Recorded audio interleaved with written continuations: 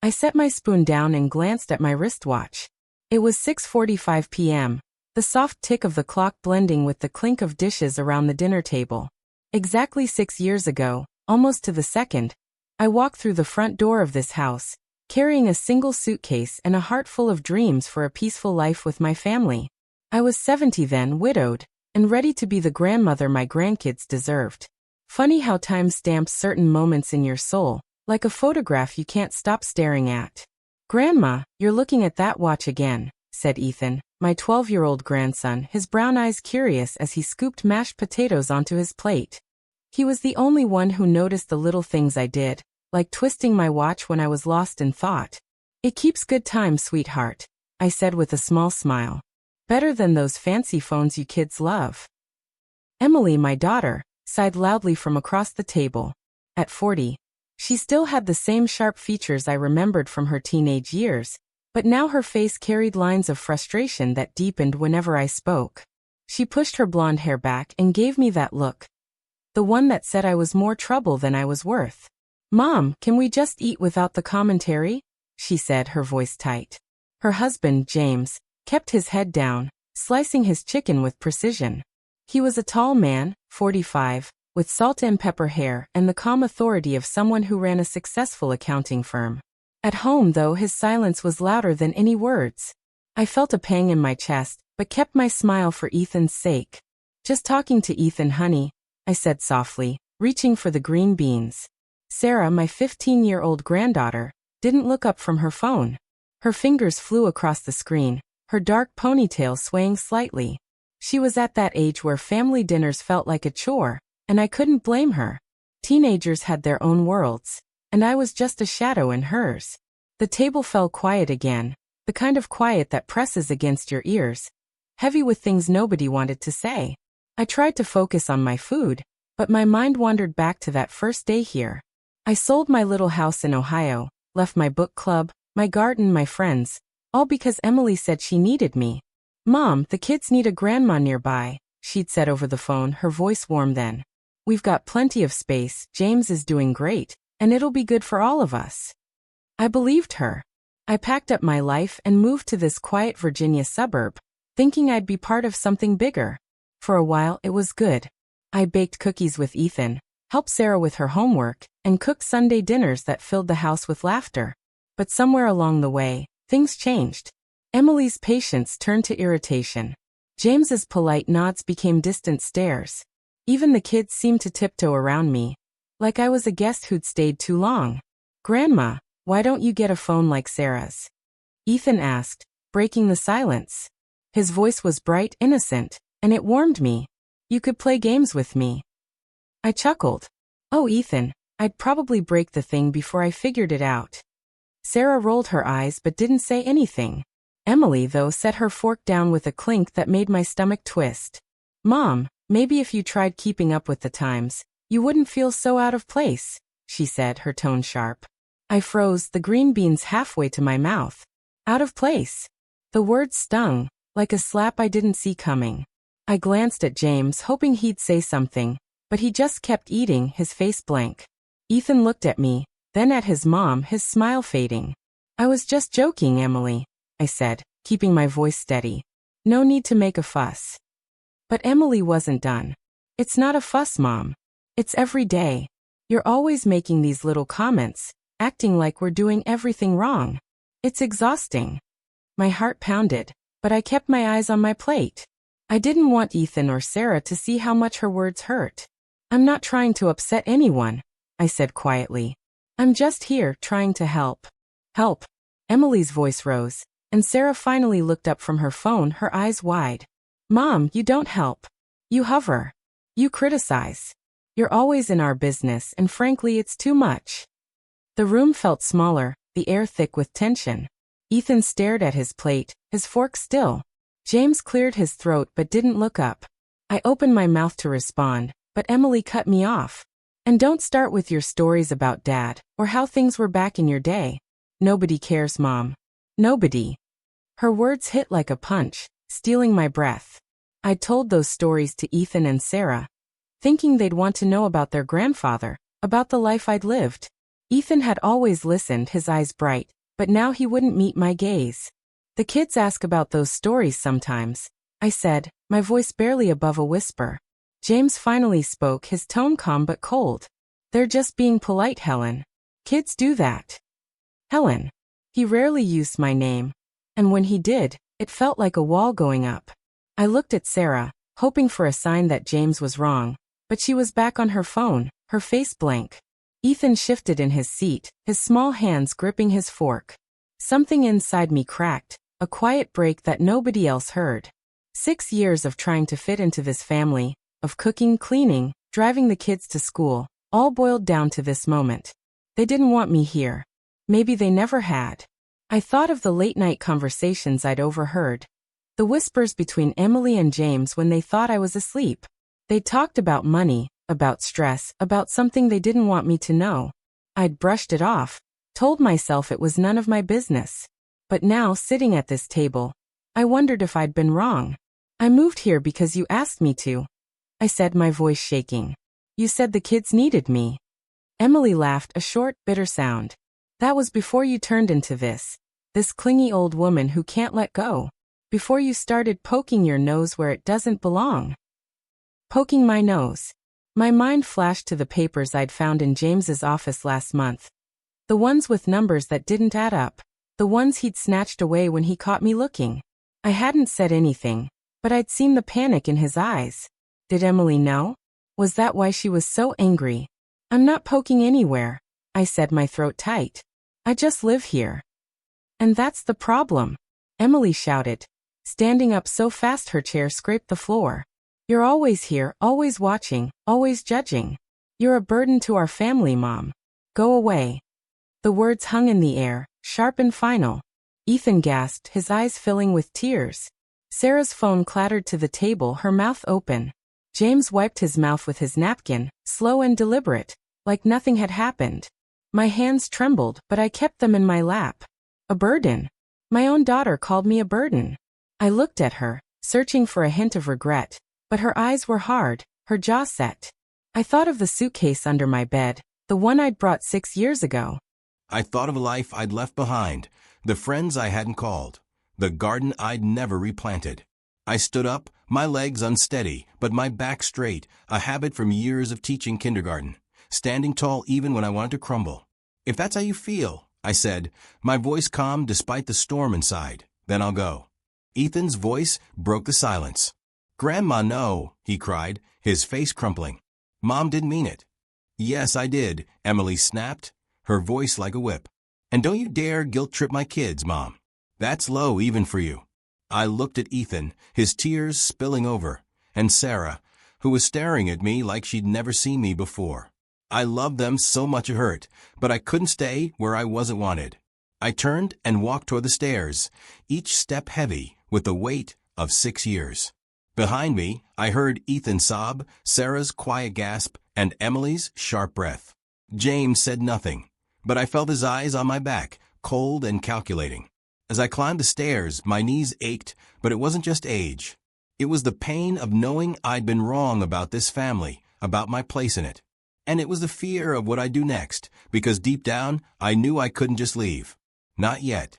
Not until I figured out what James was hiding, and why Emily was so desperate to push me out. I reached the top of the stairs, my hand gripping the banister to steady myself. Emily's words still echoed in my head, sharp as broken glass. You're a burden to our family, Mom. Go away.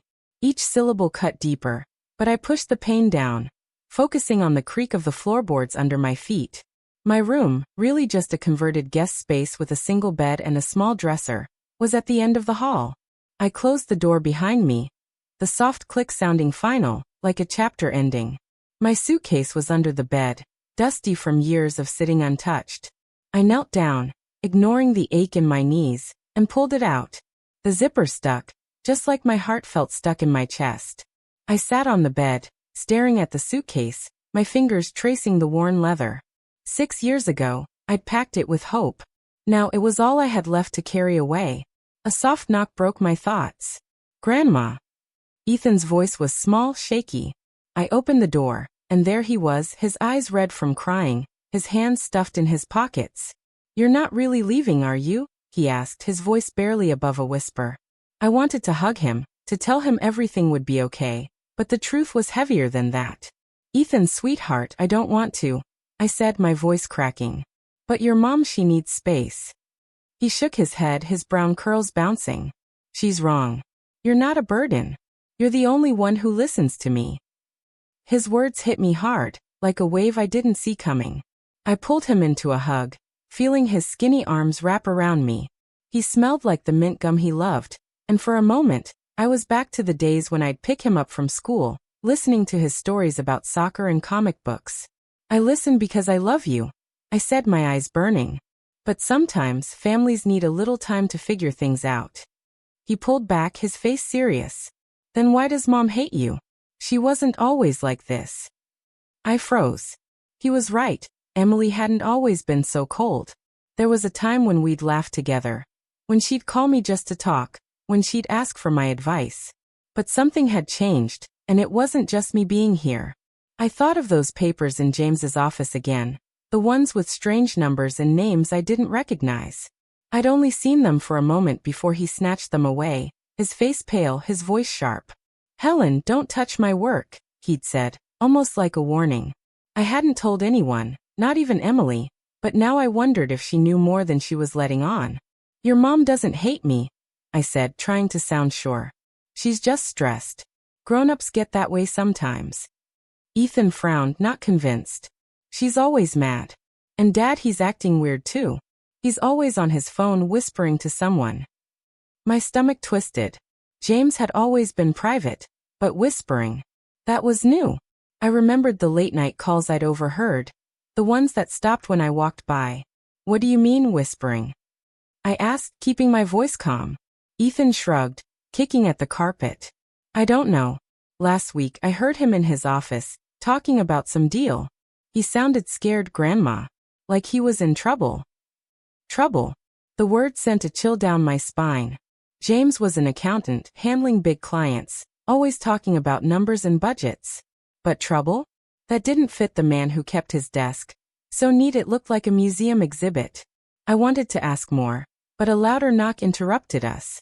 Sarah stood in the doorway, her phone clutched in her hand, her eyes puffy like she'd been crying too. "Grandma, you can't leave," she said, her voice shaky. "Ethan's right. Mom's being mean, but we need you." I looked at her, my tough granddaughter who hid behind her phone and her sarcasm, and saw a crack in her armor. She stepped closer, hesitating, then hugged me. Something she hadn't done in years. Her hair brushed my cheek, and I smelled her strawberry shampoo. A reminder of the little girl who used to beg me to braid her hair. "Oh, Sarah," I said, my voice thick. "I don't want to go, but I can't stay where I'm not wanted." "You're wanted," she said fiercely, pulling back to look at me. "By us. Mom doesn't get to decide everything." Her words lit a spark in me, but it was quickly drowned by the memory of Emily's anger, James's cold silence. I looked at my grandkids, their faces so full of hope and fear, and felt torn. I couldn't stay, but I couldn't just walk away either. Not when Ethan's words about James echoed in my mind. What kind of trouble was he in? And did it have anything to do with why Emily wanted me gone? "I need to think," I said, squeezing their hands. "But I promise I'm not going far." "Not yet." Ethan nodded, but Sarah's eyes narrowed. "You're not telling us something," she said, her voice sharp. "What's going on, Grandma? You've been weird too, like you're hiding something." My heart skipped. She was too smart, just like her mom used to be. I thought of the papers again, the ones I'd glimpsed in James's office. They weren't just numbers, they had words like offshore and transfer, words that didn't belong in a normal accountant's work. I'd pushed it out of my mind, told myself it was nothing, but now with Emily's outburst and Ethan's words, it felt like something bigger. "I'm not hiding anything," I lied, hating how it felt. "I'm just tired. Let me sleep on it, okay?" Sarah didn't look convinced, but she nodded. Ethan hugged me again, tighter this time. "Don't go far, Grandma," he whispered. "Promise." "I promise," I said, my throat tight. They left, and I closed the door, my hands shaking as I opened the suitcase. Inside were old photos, my wedding ring, and a notebook I used to jot down recipes and memories. I flipped it open, my eyes landing on a note I'd written weeks ago. James's office. Papers, strange numbers, offshore accounts? I'd forgotten about it, buried it under the chaos of trying to keep this family together. But now it stared back at me, a clue I couldn't ignore. I heard footsteps downstairs, then Emily's voice, low and angry, talking to James. "She's leaving, isn't she?" she said. "Good. We can't have her here, not with everything going on." James's reply was too soft to hear, but his tone was sharp, urgent. My heart raced. Everything going on. What were they hiding? I thought of my old friend Linda, who lived an hour away in Richmond. She was a retired lawyer, sharp as ever at 75, always telling me to stand up for myself. Maybe she could help me figure this out. I grabbed my phone, a simple flip phone, nothing like Sarah's, and texted Linda. "Can I stay with you for a bit? Things aren't good here." Her reply came fast. "Come anytime, Helen. You know my door's open." I felt a flicker of relief, but it was quickly swallowed by fear. Leaving wasn't just about walking out. It was about what I'd leave behind, and what I might uncover. I tucked the notebook into my suitcase and zipped it shut, my mind racing. Emily wanted me gone, but why? Was it really just me? Or was it because I'd seen something I wasn't supposed to? As I lay in bed that night, the house quiet except for the hum of the air conditioner, I couldn't shake the feeling that I was standing on the edge of something big. James's papers, Emily's anger, Ethan's words about trouble. It all pointed to a secret they didn't want me to know. I closed my eyes, picturing my grandkids' faces, their trust in me. I couldn't leave them, not completely. But I couldn't stay silent either. Whatever James was hiding, I'd find out.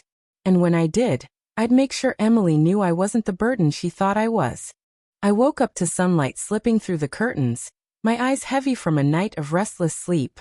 The suitcase sat by the door, a silent reminder of the decision I hadn't fully made. Emily's voice still rang in my ears. "You're a burden," and Ethan's tearful plea clung to my heart. I sat up, my back stiff, and glanced at the clock. 7:15 a.m. The house was quiet, but I knew it wouldn't stay that way. I pulled on my cardigan, my fingers brushing the notebook in my suitcase. Those words I'd written, offshore accounts, strange numbers, felt like a weight I couldn't shake. I didn't know what they meant, but they were why Emily wanted me gone. I was sure of it. I slipped the notebook into my purse and headed downstairs, my steps slow, each one a battle between staying for my grandkids and leaving for my own peace. The kitchen smelled of coffee, but the table was empty, dishes from last night still in the sink. I started washing them, the warm water soothing my hands, a habit from years of keeping busy when my heart was breaking. "You're up early," James said from behind me. I jumped, nearly dropping a plate. He stood in the doorway, dressed for work in a crisp shirt, his face unreadable. "Didn't sleep much," I said, keeping my voice steady. "Thought I'd clean up." He nodded, pouring coffee into a travel mug. "You don't have to do that, Helen. We've got a dishwasher." His tone was polite, but it felt like a dismissal. I dried my hands, my eyes catching the way he avoided looking at me. "James," I said, my voice soft. "Is everything okay? With you and Emily, I mean." He froze, his hand tightening on the mug. "Why wouldn't it be?" he asked, too quick, too sharp.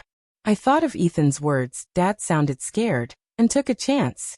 "Just seems like there's a lot of stress lately. If something's wrong, you can tell me. I'm still family."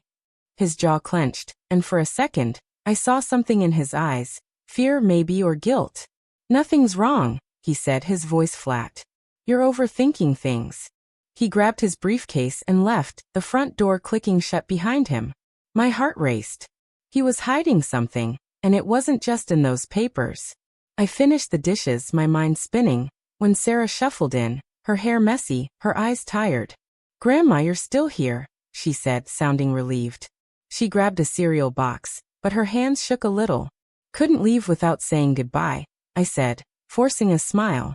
She sat at the counter, staring at her bowl. "Last night was messed up," she said quietly. "Mom's never yelled like that before." I sat beside her, my heart aching.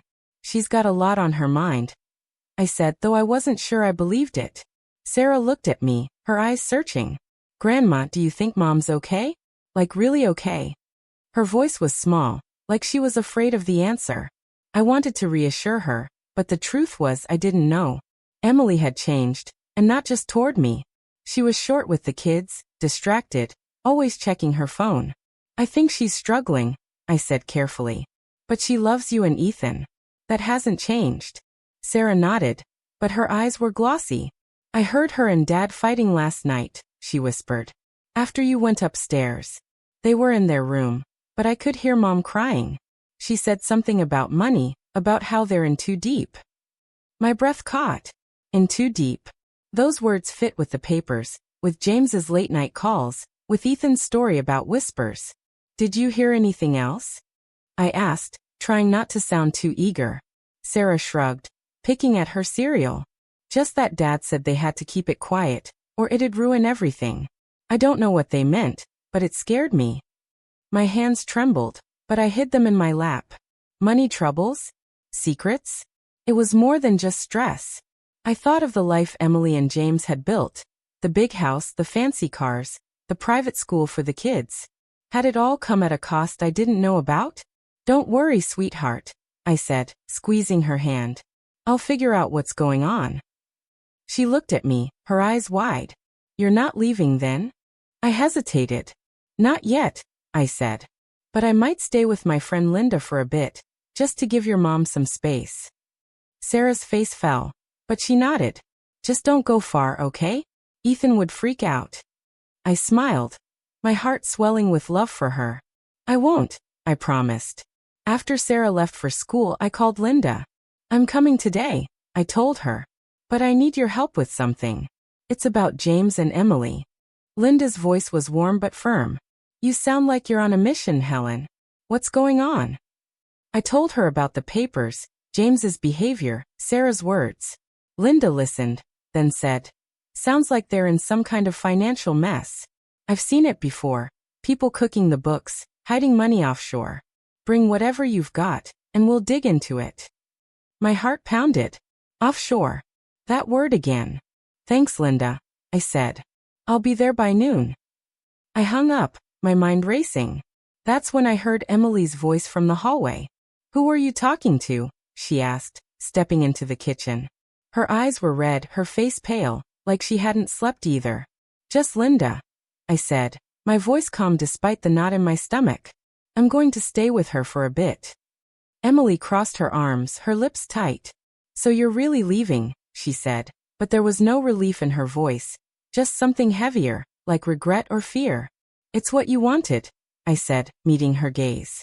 She flinched, and for a moment, I saw my little girl, the one who'd cling to me when she scraped her knee.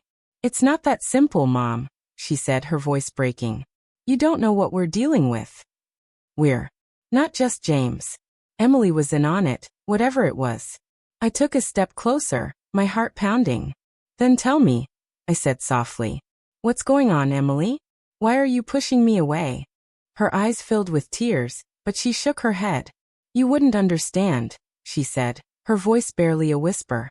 Just go, Mom. Please. She turned and walked away, leaving me standing in the kitchen, my purse clutched in my hands. I wanted to chase after her, to make her talk, but I knew she wouldn't. Not yet. I went upstairs, grabbed my suitcase, and took one last look at the room. Ethan's drawings were taped to the wall. Sarah's old friendship bracelet sat on the dresser. I'd missed them so much it hurt, but I couldn't stay here, not like this.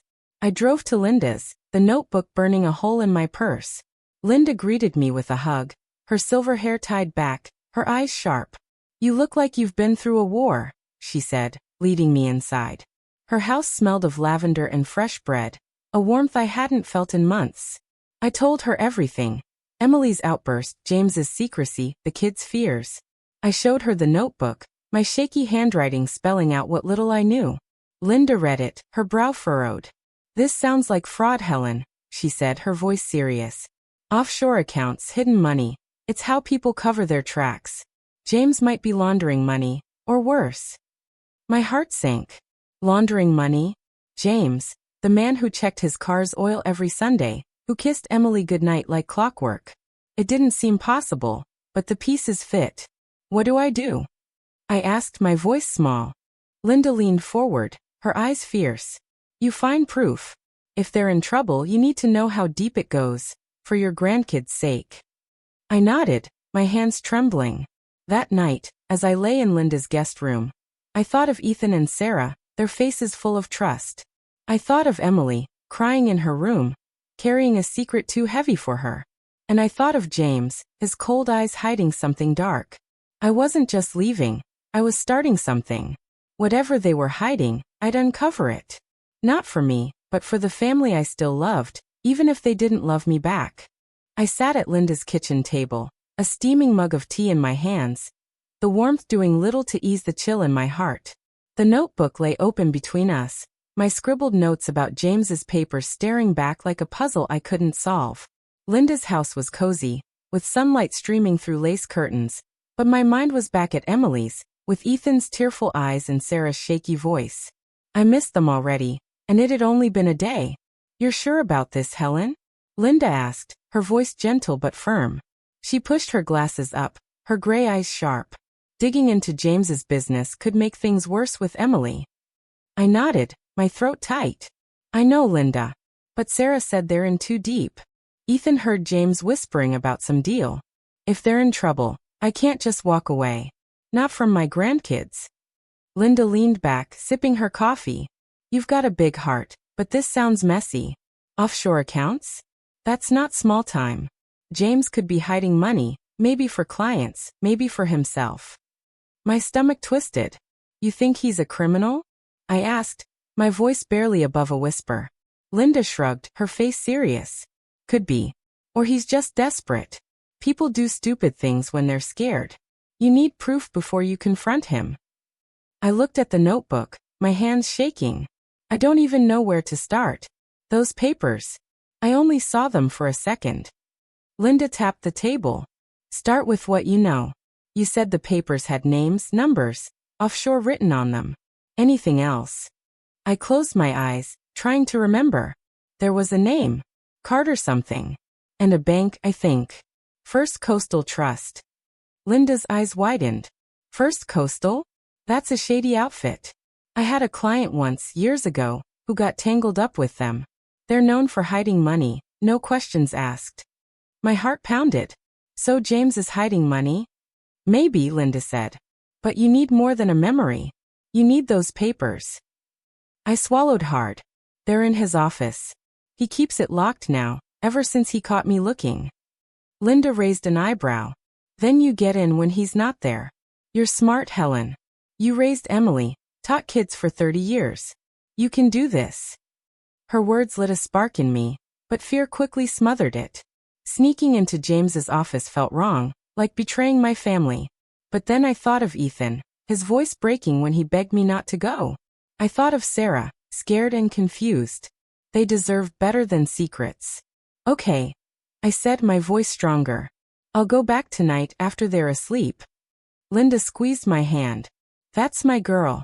I'll come with you. Two old ladies sneaking around.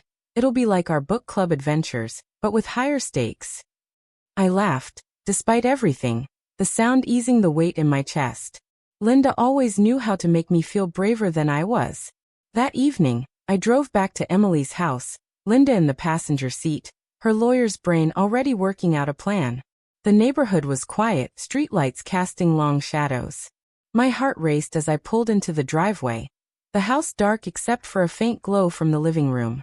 They're probably watching TV, I whispered, turning off the engine. Linda nodded. We wait till it's quiet, then you use your key. You know where the office is? Yeah, I said, gripping the steering wheel. Second floor, end of the hall. We sat in silence, the minutes crawling by. Finally, the living room light went out. I waited another 20 minutes, my palms sweaty, then grabbed my purse with the key inside. Let's go, I said, my voice shaking. We crept to the front door, my key turning softly in the lock. The house smelled of dinner, lasagna, my recipe, and it hit me like a wave. This was my home, or it had been, until Emily's words tore it apart. We tiptoed upstairs, avoiding the creaky third step. The office door was locked, just like I'd feared. Linda pulled a hairpin from her purse, her eyes twinkling. Old lawyer trick, she whispered, kneeling by the lock. I held my breath, my heart pounding so loud I was sure it'd wake the house. After a minute, the lock clicked. "You're a miracle," I whispered. She grinned. "Just don't tell my old clients." Inside, the office was dark, the desk piled with papers. I flicked on my phone's flashlight, my hands trembling as I scanned the folders. Bills, tax forms, nothing unusual. Then in a drawer I found it, a thick envelope labeled Carter Project. My heart stopped. I opened it, my eyes racing over the pages. Names, numbers, bank transfers to First Coastal Trust. One word jumped out. Laundering. "Helen, hurry," Linda hissed from the door. I stuffed the envelope in my purse, my hands shaking so bad I nearly dropped it. That's when I heard footsteps. "Mom." Emily's voice came from the hall, sleepy but sharp. I froze, my heart in my throat. Linda grabbed my arm, pulling me toward the window. "Go," she whispered. "I'll handle this." "No," I hissed, but she was already stepping into the hall, closing the door behind her. "Emily, it's me, Linda." I heard her say, her voice calm. "I came to get some of Helen's things." "What? At midnight?" Emily's voice was suspicious. "Where's Mom?" I held my breath, clutching the envelope. Linda laughed, smooth as ever. "She's at my place asleep. I didn't want to bother you tomorrow. You know how she forgets things." Emily didn't answer right away. "Fine," she said finally, her voice cold. "Just take what you need and go." I waited, my heart pounding, until I heard their footsteps fade. I slipped out the window onto the low roof, then down to the ground, my knees screaming in protest. Linda met me at the car, her face pale but triumphant. "You got it?" she asked. I nodded, holding up the envelope. "Let's get out of here." Back at Linda's, we spread the papers on her table. My hands shook as I read them. Transfers of millions, names I didn't know, and James's signature on every page. "He's laundering money," Linda said, her voice grim. "For someone named Carter. This is big, Helen. Dangerous." My heart sank. Dangerous. Emily's words came back. "You don't know what we're dealing with." Did she know about this? Was that why she pushed me away, to protect me? Or to protect James? "What do I do?" I asked, my voice breaking. "This could ruin them. The kids." Linda put her hand on mine.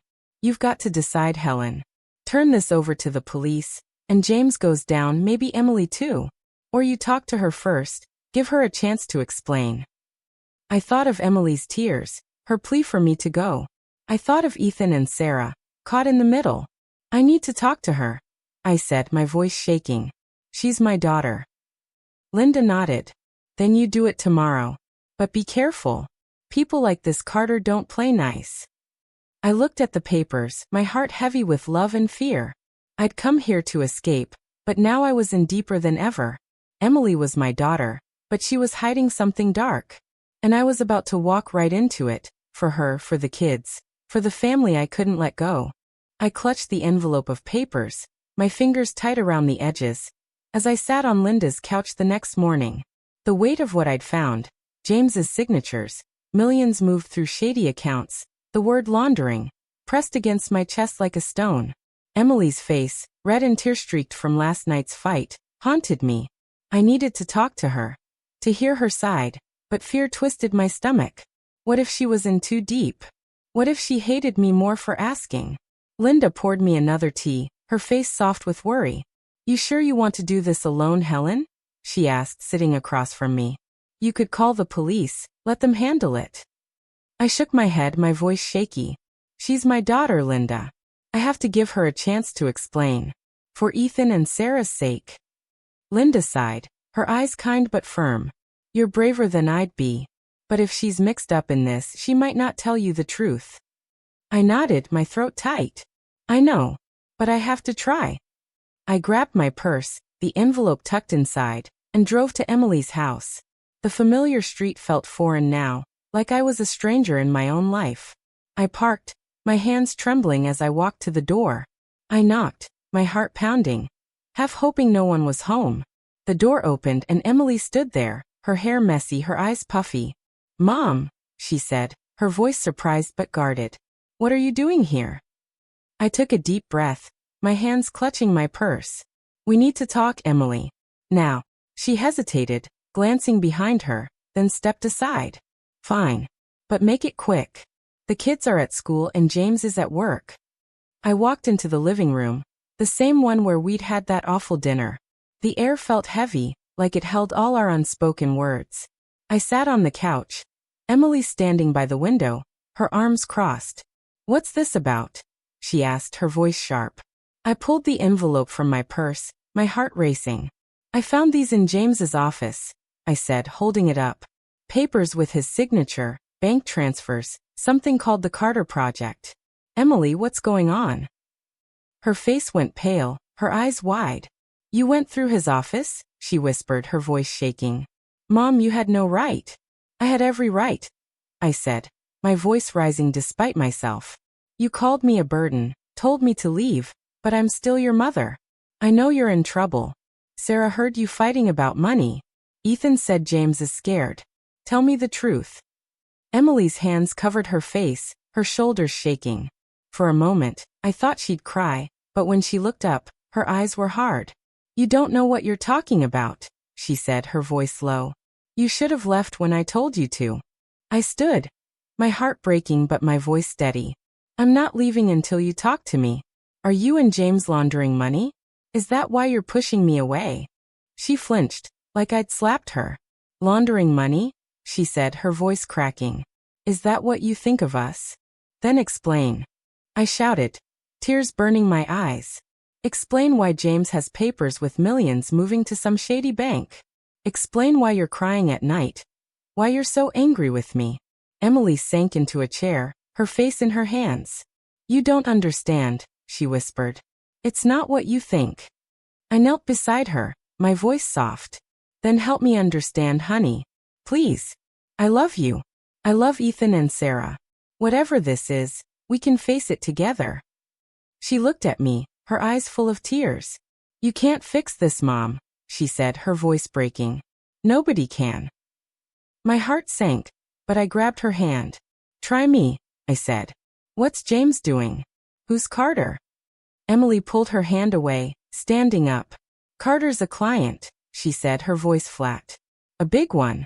James has been handling his accounts for years. But it's complicated. Complicated how? I pressed, standing too. Is Carter making you do something illegal? She laughed, a bitter sound. Illegal? You watch too many movies, Mom. It's just business. Big money, big risks. James is under pressure, okay? That's all you need to know. I shook my head, my heart pounding. That's not enough, Emily. I saw the word laundering. I know what it means. Her eyes flashed. You don't know anything, she snapped. You're making this into some big conspiracy. You're always meddling, always assuming the worst. Her words stung, but I held my ground. I'm not meddling, I said, my voice shaking. I'm trying to save my family. Sarah's scared. Ethan's confused. You're falling apart. Tell me the truth, or I take these papers to the police. Emily's face went white. You wouldn't, she whispered. You'd ruin us. The kids. I don't want to, I said, tears spilling over. But I will if you don't talk to me. I can't let you hurt yourself, or them. She stared at me, her breathing ragged. Then, like a dam breaking, she started to cry, deep sobs that shook her whole body. I stepped closer, my arms open, but she pushed me away. Don't, she said, her voice raw. You don't get it, Mom. Carter's not just a client. He's dangerous. If James messes up, if anyone finds out, we're done. All of us. My heart stopped. Dangerous. Linda's warning echoed in my mind. People like this Carter don't play nice. What do you mean, dangerous? I asked, my voice barely audible. Emily wiped her eyes, her voice low. I can't tell you. If you knew, you'd be in danger too. That's why I wanted you gone. To keep you safe. Safe. The word hit me like a punch. All this time, I thought she hated me, but she was protecting me? My eyes filled with tears. Emily, why didn't you tell me? I asked, my voice breaking. I could have helped. She shook her head, her face crumpled. You can't help, Mom. Nobody can. Carter's got people watching us. James tried to get out, but they threatened the kids. My knees buckled, and I sank onto the couch. Threaten the kids. Ethan and Sarah, my babies, in danger because of James's mess? Oh, honey, I whispered, my heart shattering. How did this happen? Emily sat beside me, her voice small. It started small. Carter asked James to move some money, said it was legal. Then it got bigger, and James couldn't say no. Now we're trapped. I grabbed her hand, holding tight. You're not trapped, I said, my voice fierce. We'll figure this out. Together. She looked at me, her eyes full of doubt. You don't know what you're saying, she said. Carter's not someone you mess with. I thought of the papers in my purse, proof of James's crimes. I thought of Linda, waiting for my call. I thought of Ethan and Sarah, needing me to be strong. I'm not afraid. I lied, my voice steady. I'm your mother. I'll do whatever it takes.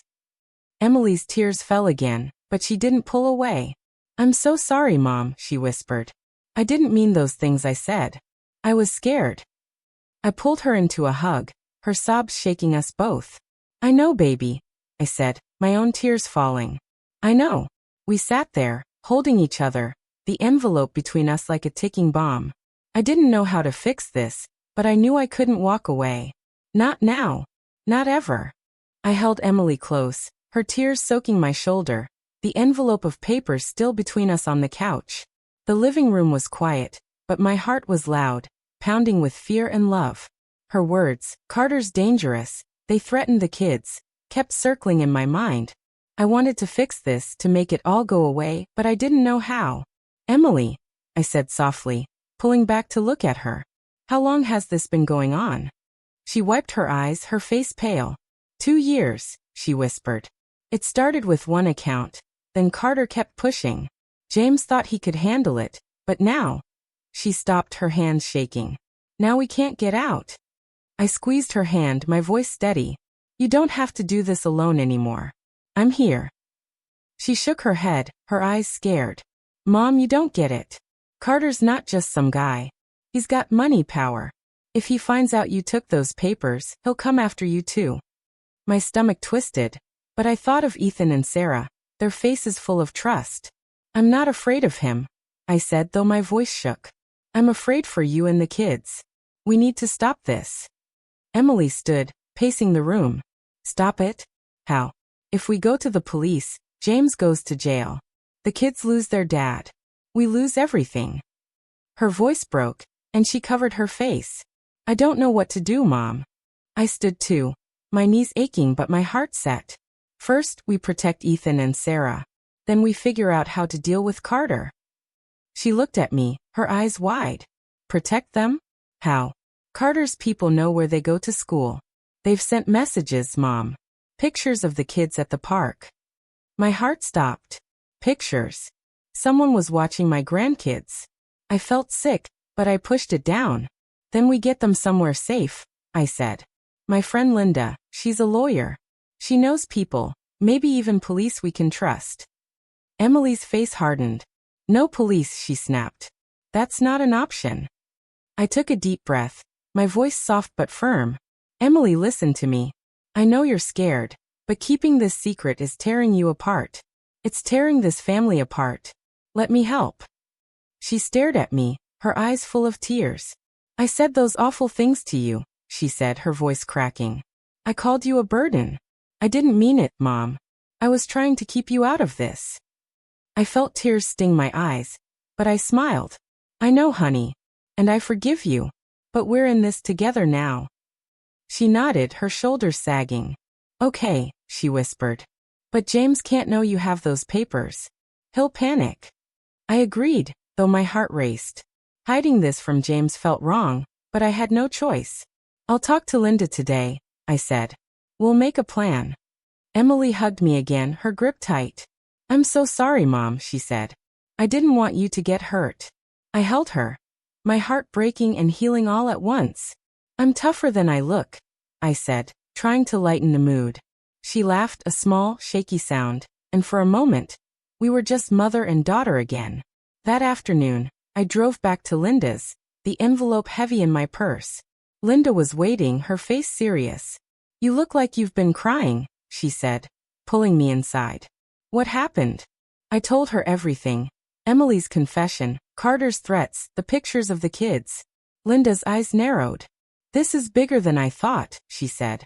Carter sounds like he's running a whole operation. We need to be careful. What do we do? I asked, my voice small. Emily won't go to the police. She's too scared. Linda tapped her pen on the table. We don't need the police yet. I know a private investigator, Tom. He's discreet, worked on cases like this before. He can dig into Carter, see how deep this goes. I nodded, my heart pounding. And the kids? We get them out of town, Linda said. My sister's got a cabin in the mountains. It's off the grid, safe. You can take Ethan and Sarah there. I thought of their faces, how scared they'd be. Emily won't let them go without a fight, I said. Linda smiled, her eyes kind. Then you convince her. You're their grandma. They trust you. That night, I called Emily. We need to get the kids to a safe place, I said. Linda's sister has a cabin. They'll be okay there. Emily's voice was shaky. A cabin? Mom, that's crazy. What about school?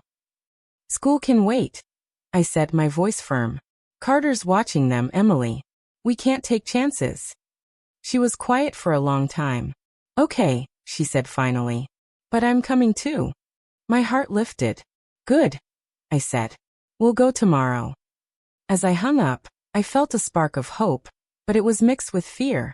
Carter was out there, and he wasn't going to let go easily. I looked at the envelope, my hands trembling. I was just a 76-year-old grandma, but I was all my family had. I'd fight for them no matter what. Morning light barely touched Linda's kitchen as I packed a bag for the kids. My hands shook, the envelope of papers hidden in my purse, burning like a secret I couldn't outrun. Emily agreed to the cabin, but convincing Ethan and Sarah was another battle. I sipped coffee, my stomach in knots, when Linda walked in. You ready for this, Helen? She asked, her voice soft. I nodded, my throat tight. I have to be. For them. She squeezed my shoulder. You're doing the right thing. Tom's already looking into Carter. We'll know more soon. I forced a smile, but fear clawed at me. Carter's threats, pictures of my grandkids, felt too close. The doorbell rang, and my heart jumped. Emily stood there, Ethan and Sarah behind her, bags slung over their shoulders. Ethan's eyes were red, Sarah's face blank. Mom, Emily said, her voice shaky. Let's make this quick. I hugged her, feeling her tremble. It'll be okay, I whispered. Ethan ran to me, his arms tight around my waist. Grandma, why do we have to leave? He asked, his voice cracking. Is it because of Mom and Dad? I knelt, meeting his eyes. Sweetheart, it's just for a little while. To keep you safe. Sarah crossed her arms, her voice sharp. Safe from what? Nobody's telling us anything. I stood, my heart aching. Sarah, I know this is hard. But there's someone causing trouble for your parents. We're going to a cabin to stay out of it. Her eyes narrowed. What kind of trouble? Is it Dad's work? Emily stepped forward, her voice firm. Sarah, stop. Grandma's trying to help. Sarah spun on her. Help? You're the one who yelled at her. Now we're running away, because of your mess. Emily's face crumpled. I'm sorry, she whispered. I'm trying to fix this. I put a hand on Sarah's shoulder. Your mom's doing her best. We all are. Please trust me. Ethan grabbed my hand, his voice small. I trust you, Grandma. But I'm scared. Tears stung my eyes. I'm scared too, honey. But we'll be together. Emily wiped her eyes. Let's go. Before James notices. We piled into my car, the kids in the back, Emily beside me. The drive to the mountains was quiet, the radio off, the only sound Ethan's occasional sniffle. Sarah stared out the window, her phone untouched. I glanced at Emily, her hands twisted in her lap. You okay? I asked softly. She shook her head. I keep thinking about James. He doesn't know we're doing this. He'll be furious. I gripped the wheel. He's in too deep with Carter. We had to move fast. Emily's voice broke. I should have stopped him. When Carter first came to him, I knew it was bad. But we needed the money. The house, the school, it was all too much. I reached for her hand. You didn't know it'd go this far. Nobody blames you. She pulled away, her voice bitter. I blame me. And you should too. I pushed you away to keep you safe, and now you're in the middle of it. My heart twisted. I'm here because I love you. All of you. Ethan leaned forward, his voice shaky. Is Dad in trouble, Mom? Like real trouble? Emily turned, her eyes glossy. He's trying to fix things, Ethan. But it's complicated. Sarah scoffed. Complicated? You mean illegal? I heard you guys fighting. Dad's doing something bad, isn't he? Emily's voice cracked. Sarah, please. We're protecting you. Sarah's eyes filled with tears. Protecting us? By lying? I'm not a kid anymore. I glanced in the rear view. My voice calm but firm. Sarah, your parents made mistakes. But they love you. We're going to the cabin to figure this out. Together. She didn't answer, but her shoulders relaxed a little. Ethan grabbed her hand, and she let him, a small sign of peace. The cabin came into view, tucked in pines, far from the world. We unloaded, the kids exploring while Emily and I sat on the porch. Mom, she said, her voice low. What if Carter finds us here? I met her eyes, my voice steady. He won't. Linda's friend Tom is on it. We'll get proof and we'll end this. She nodded, but fear lingered in her eyes. I don't deserve you, she whispered. I hugged her, tears falling. You're my daughter.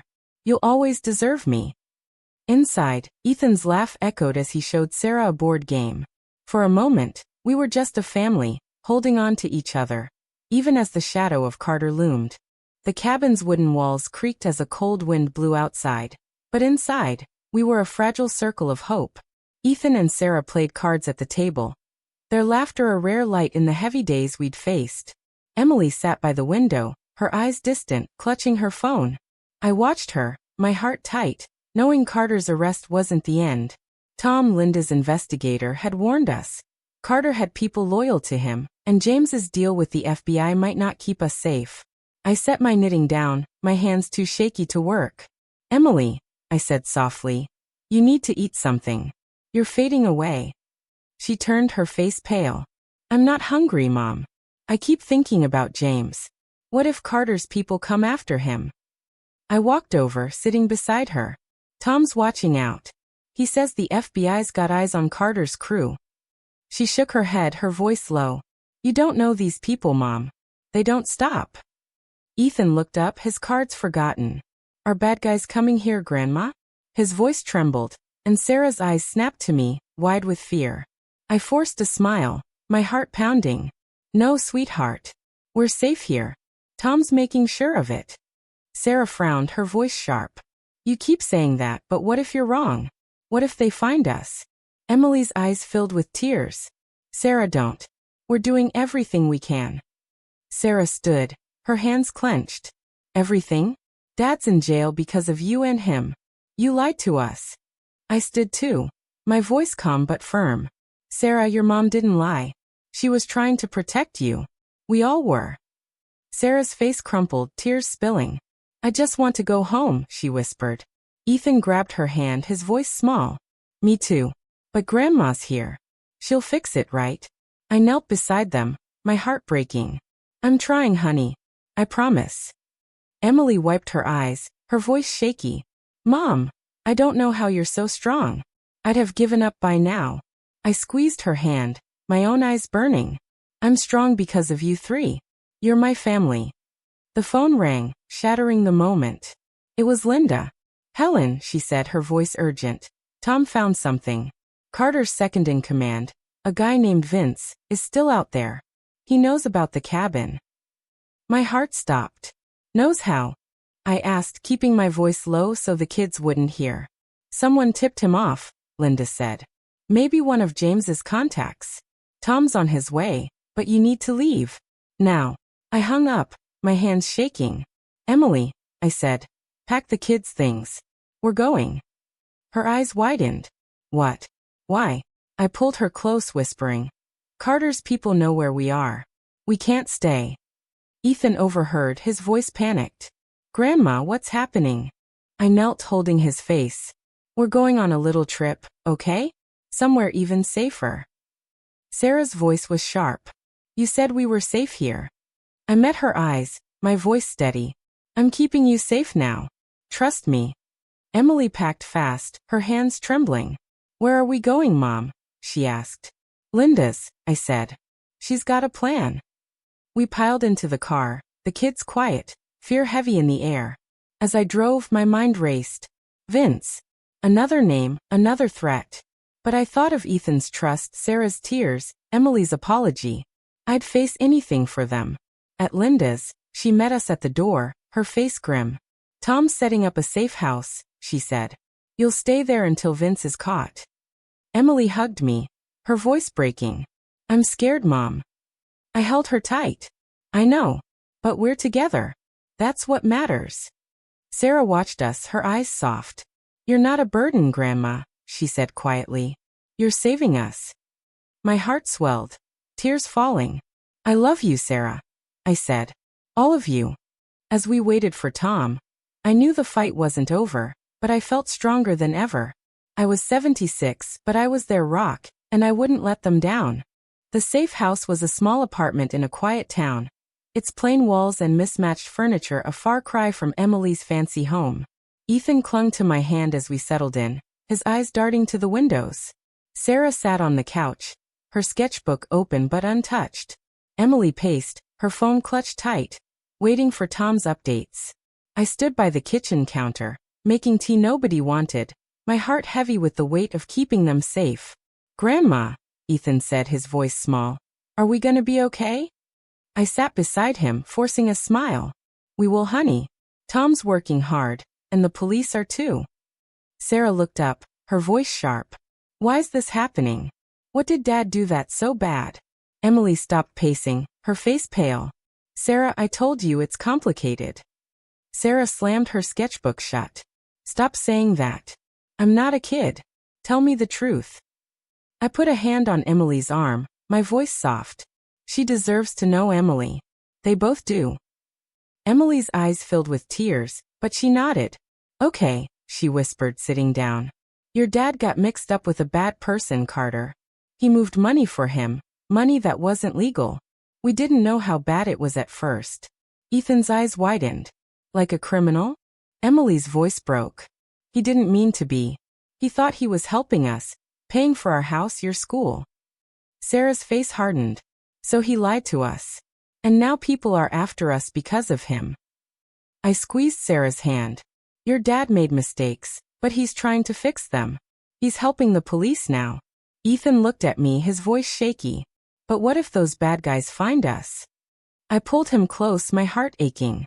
They won't. We're safe here, and I'm not letting anything happen to you. The door opened, and Tom walked in, his face tired but calm. Good news, he said. The FBI's closing in on Vince. They've got his phone tapped, and he doesn't know where you are now. Emily's shoulders sagged. So it's almost over? She asked, her voice hopeful. Tom nodded. Almost. But we need to stay here a few more days. And Helen, they want to talk to you. About the papers you found. My heart skipped. Me? I asked, my voice shaky. Tom smiled. You're the one who started this. Those papers were the key. They're calling you a hero. I shook my head, tears burning. I'm no hero.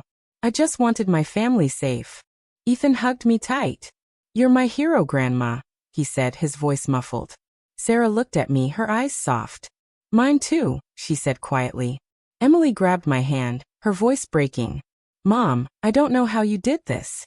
I pushed you away, and you still saved us. I wiped my eyes, my voice steady. You're my daughter. I'd do anything for you. Tom cleared his throat.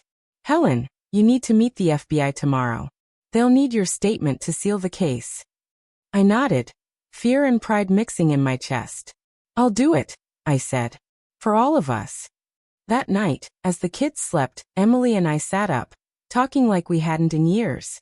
I was so wrong about you, she said, her eyes glossy.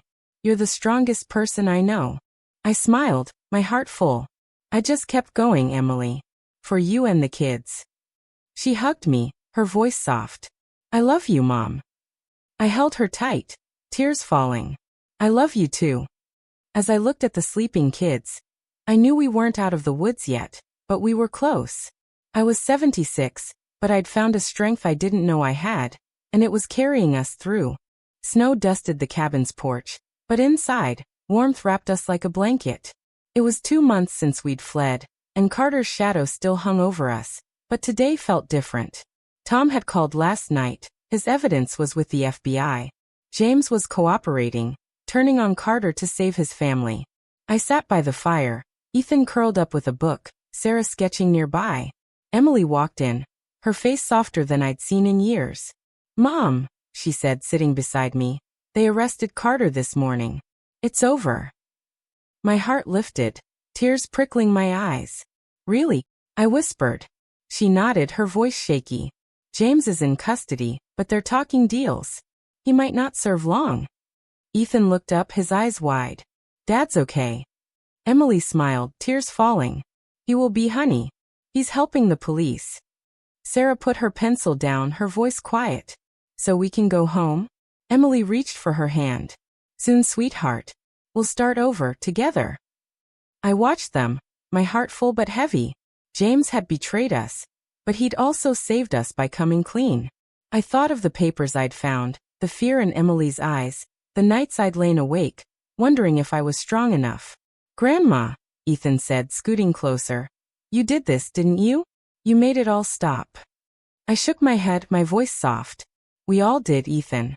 Your mom, Sarah, Linda, Tom. Everyone helped." Sarah looked at me, her eyes glossy. "You didn't give up on us," she said. "Even when Mom was awful to you." Emily flinched, her voice breaking. "I'm so sorry, Mom. I called you a burden, but you're the strongest person I know." I took her hand, tears spilling over. "You were scared, honey. I never stopped loving you." She hugged me, her sobs quiet but deep. "I don't know how to thank you," she whispered. "You don't have to," I said, holding her tight. "Just be my daughter again." Ethan joined the hug, then Sarah, her arms hesitant but warm. We sat there, tangled together, the fire crackling. For the first time in months, I felt peace. Later, as the kids slept, Emily and I sipped tea on the porch. "What now, Mom?" she asked, her voice small. I smiled, my heart steady. "We rebuild. You, the kids, me, will make a new home one day at a time." She nodded, her eyes bright. "I want to be like you," she said. "Strong no matter what." I laughed softly. "You already are, Emily. You just forgot." As stars lit the sky, I thought of the lesson this mess taught me. Family isn't perfect, but love gives you the strength to fight for it. I was 76, but I'd found my courage, not just for me, but for them. That was enough.